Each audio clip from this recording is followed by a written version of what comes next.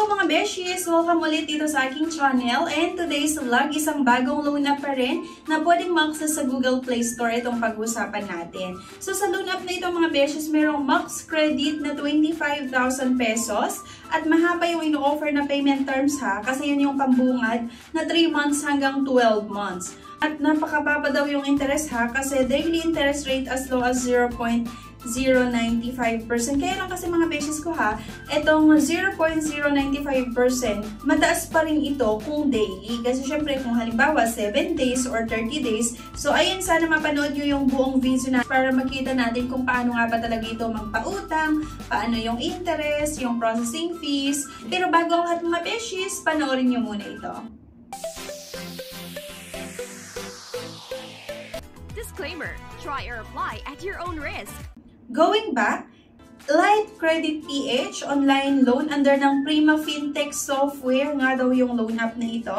At ayun nga, merong 25,000 pesos daw or pwedeng makautang hanggang 25,000 pesos at 4.0 star or yung review sa loan app na ito ay 4.0. So, dinownload ko na naman yung loan app na ito at ito yung sinasabi ko ha, ng pambungad ay hanggang 25,000 pesos. Yung max loan 3 months hanggang 12 months or long terms ay 91 days hanggang 365 days. So, totoo kaya na hanggang 12 months yung ino-offer or kahit 3 months man lang, di ba? So, same with other loan app nga na mag-input tayo ng ating valid mobile number. Kailangan natin mag-agree nga dito sa privacy policy at user service agreement. Pero disclaimer nga mga beshes, hindi ako binayaran ng loan app na ito para i-endorse sa inyo. So, gusto ko lang subukan para maipakita nga sa inyo, I mean magawa ng reviews at maipakita sa inyo kung paano magpautang yung loan app. Okay nga ba talaga or hindi. So, sana mapanood nyo din yung ibang mga videos natin regarding sa iba't ibang mga loan app, sa iba't ibang mga bank loans para magkaroon kayo ng idea kung ano nga ba yung mga legit na pwedeng mautangan at kung ano yung mga scam or hindi magandang utangan. Okay? So, para makautang dito, ang unang-una ay kailangan makapag-upload ng isang valid government ID. Itong loan app na ito mga beshies, aba, agad-agad, valid government ID yung hinihingi at kailangan ilagay yung mga details like yung ID number, yung kompletong pangalan na nakalagay nga sa ID. Kailangan po pa daw hawakan yung ID mo at mag-selfie, di ba? So, may pa-selfie pa yung loan app nito. Grabe naman manigurado. Buti sana kung okay sila magpautang, di ba?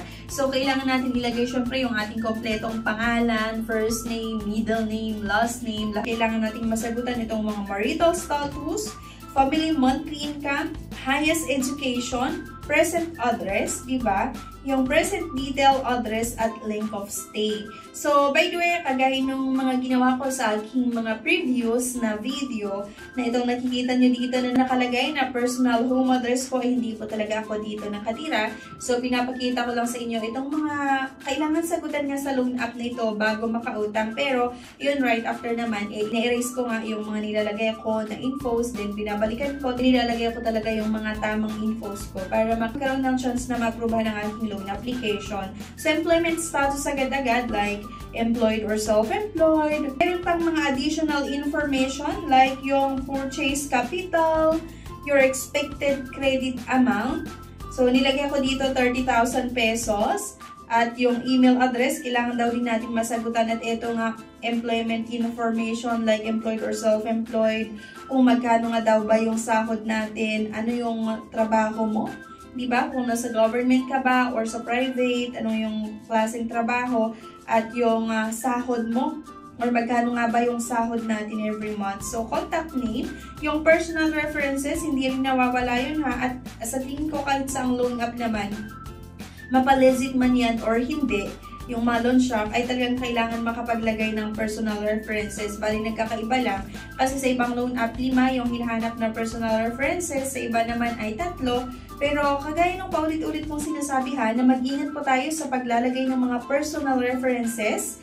Diba? Kasi kapag nag-pause due nga or kapag due date mo na, then wala ka talagang pambayad, minsan ang ginagawa ng mga collector, yung personal references, yung binubulabog nila na singilin or dinidisclose nila na may utang ka, kahit labag sa batas natin. I mean, labag naman talaga sa batas, yung tipong may utang si borrower, tapos i-disclose mo sa ibang tao, kahit magulang niya yan, asawa, anak, or kapatid, hindi pwedeng i-disclose nung nagpautang na si ganito ay may utang sa kanila. Kaya lang kasi yun yung ginagawa nga ng iba't ibang mga loan shark agent, ng iba't ibang mga loan shark, kasi doon talaga sila kumikita or malaki yung kikitain nila. Kasi nga commission based talaga yung collector ng iba't ibang mga loan app. Kaya ganun, malaki kita kapag marami na singil. So pagka next ko nga ng ating loan application, ito yung lumabas, 1,000 pesos pa lang daw yung na-unlock ko.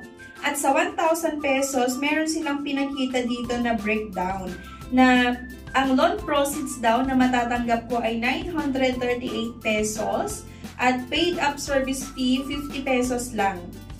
So, ayan, 91 days installment repayment or halos 3 months yung payment terms, cash out option. Sa GCash nga, at total amount due, ang babayaran ko lang dun sa 1,000 pesos na utangin ko ay 1,024.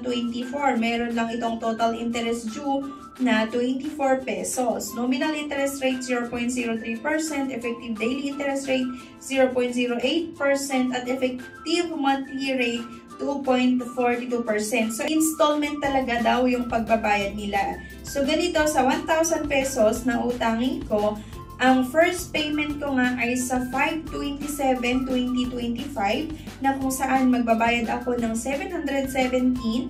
Second payment ko ay sa June 3, 2025, 154. Third payment 6/10/2025, 72. Fourth payment 6/24/2025, 21. Fifth payment ko daw ay sa 7/8/2025, 21 pesos, 6 payment. Sa 7/22/2025 na 21 pesos. At ang last na babayaran ko ay 18 pesos sa 8/19/2025.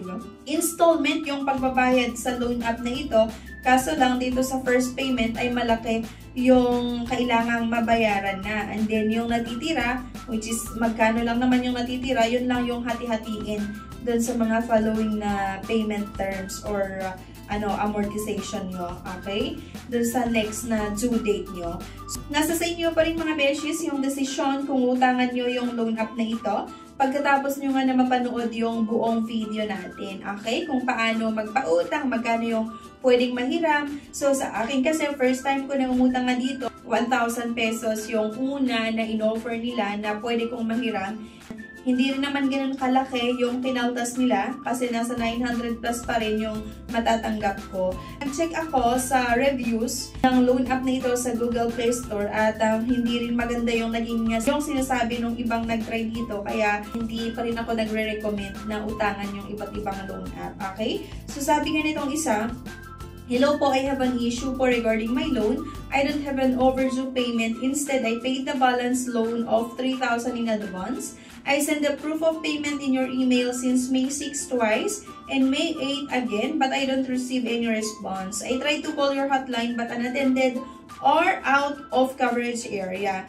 May nakausap akong CS nyo, kala ko naintindihan niya pero hindi pala. Sinend ko na nga yung proof. Naharas na ako kasi send niya sa akin ng messages paulit-ulit with the same message na despite of. Ayan.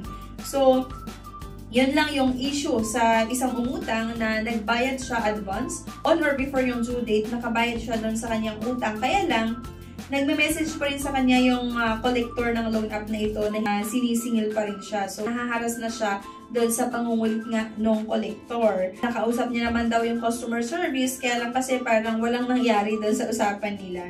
So, sabi pa nga ng isa, it's almost 2 working days before I wait to approve my 1,000 pesos loan then you said, I'm not eligible. You wasted my time and load to install your app, diba? So how do I know when is the payment? App not working well, doesn't show loan and repayment details, no response from the customer service. So hindi maganda yung customer service ng loan app na ito ha, base na rin sa ibang mga nag-try na umutang dito. Kaya nga, sinasabi ko sa inyo na option nyo pa rin na utangan ito pagkatapos nyo makita yung kung paano magpautang, kung magkano yung pwedeng mahiram, diba? So, medyo malaki kasi yung nakalagay or yung pambungad ng loan app na ito na pwedeng mahiram, pero sa dulo pala ng loan application ay mababa lang. So, lalong-lalo kapag first time na umutang. Kagaya ko na first time lang mag-try ng umutang dito, then 1,000 pesos lang yung first offer nila. So, nasa sa inyo pa rin talaga yung desisyon kung utangan nyo itong Light Credit PH Online Loan. Ano sa tingin nyo? Maganda ba utangan ito or hindi? Sana i-comment nyo po yan kung may mga experience kayo sa loan app nito para mabasa ko at mabasa din ng mga iba na naghahanap ng mautangan online, kung ano yung mga legit at hindi legit na pwedeng mautangan, diba? Para makatulong din tayo sa iba na ma-fall sa iba't ibang mga ginagawa or scheme na ginagawa ng iba't ibang mga loan app. So, thank you guys for watching. Please don't forget to click the subscribe button. Sana i-like nyo din po yung video at huwag nyo kalimutan na i-share. Thank you at see you sa aking next vlog. Bye!